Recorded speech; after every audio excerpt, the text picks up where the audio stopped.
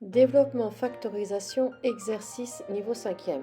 Rappel de l'énoncé de l'exercice 1 où nous devons développer les expressions suivantes. Pour l'expression A, je repère devant ma parenthèse le 3 que je vais distribuer à chaque terme de ma parenthèse. Donc je vais avoir 3 fois A plus, puisqu'il y avait un plus dans la parenthèse, 3 fois 2.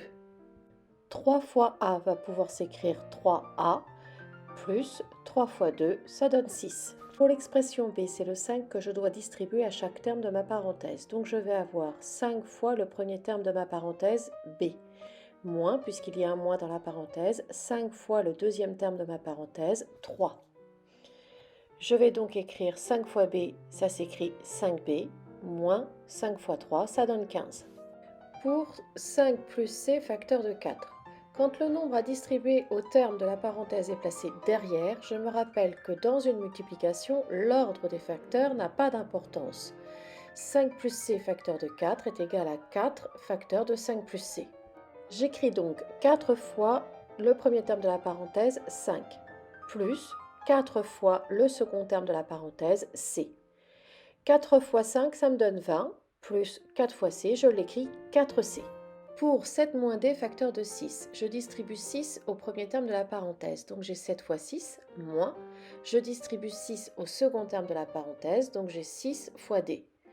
7 fois 6, ça me donne 42, moins 6 fois D, je l'écris 6D. Exercice 2, nous avons de nouveaux développements. En procédant comme dans l'exercice 1, voici les réponses des deux premiers développements. Pour z facteur de 5 moins z, je prends mon z et je le distribue au premier terme de ma parenthèse 5. Moins, puisqu'il y a un moins dans la parenthèse, je reprends le z que je distribue au second terme de la parenthèse z. Pour z fois 5, je me rappelle que le symbole fois peut partir, mais que je ne dois pas écrire z5. J'ai l'obligation d'écrire 5z. Le nombre est placé devant la lettre. J'écris donc dans mon expression 5z. Moins, pour z fois z, je me rappelle que le symbole fois peut partir, mais que je ne dois pas écrire zz. Il faut écrire z au carré. J'ai donc 5z moins z au carré. Exercice 3. Cette fois-ci, nous allons factoriser des expressions. Dans mon expression A, je constate que 3 est un facteur commun à mes deux produits. Je mets donc 3 devant des parenthèses. Dans les parenthèses, je réécris le plus qu'il y a entre les deux termes. Dans ma parenthèse, je réécris 3 multiplié x dans le premier terme. Donc j'écris x devant le signe plus. Et 3 multiplié 5 dans le second terme. Donc j'écris 5 après le signe plus. Dans mon expression B, je remarque que mon facteur commun est 4. Donc j'écris 4 devant des parenthèses. Dans la parenthèse, je réécris le signe plus. Puis je réécris le 5 devant le signe plus puisque 4 multiplié 5 dans le premier terme. Et je réécris le y derrière le signe plus puisque 4 multiplié y dans le second terme.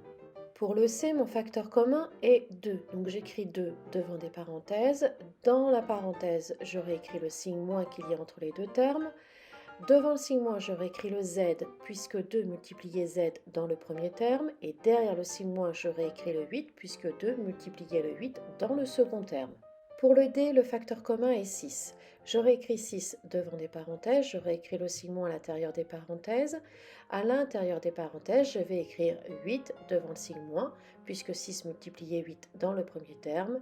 Et je réécris le T derrière le signe moins, puisque 6 multiplié T dans le second terme. Exercice 4, voici de nouvelles factorisations. Je vous rappelle que 2 vidéos donnant la méthode de factorisation sont à votre disposition sur ma chaîne YouTube. Regardez-les bien. Dans cet exercice, nous cumulons la méthode de factorisation avec les x carrés. Pour repérer mon facteur commun, premièrement, je dois repérer les termes de ma somme ou de ma différence. Ici, mes termes sont 5x et 30. Deuxièmement, dans chaque terme qui sont normalement des produits, je repère mes facteurs. Troisièmement, je regarde celui qui est commun. Pour 5x plus 30, 5x, je vais l'écrire 5 fois x. Et 30, je vais l'écrire 6 fois 5. Je prends mon 5 qui est le facteur commun et dans les parenthèses, je réécris ce qu'il multipliait dans le même ordre, c'est-à-dire x plus 6. Pour mon expression B, je vais avoir 56 moins 8y qui sera égal à 8 facteur de 7 moins y. Pour C, sa forme factorisée sera 1,5 facteur de t moins 6. Pour 5x plus 5, le deuxième terme n'est pas un produit. Je le fais apparaître en remarquant que 5 est égal à 5 fois 1. Donc mon facteur commun sera 5 et dans la parenthèse, je réécris x plus 1.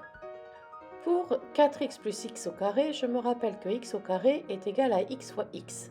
Comme mes deux facteurs dans le premier terme sont 4 et x, le facteur commun est x. La forme factorisée de e est donc x facteur de 4 moins x. Pour f, sa forme factorisée sera x facteur de 1 moins 2x.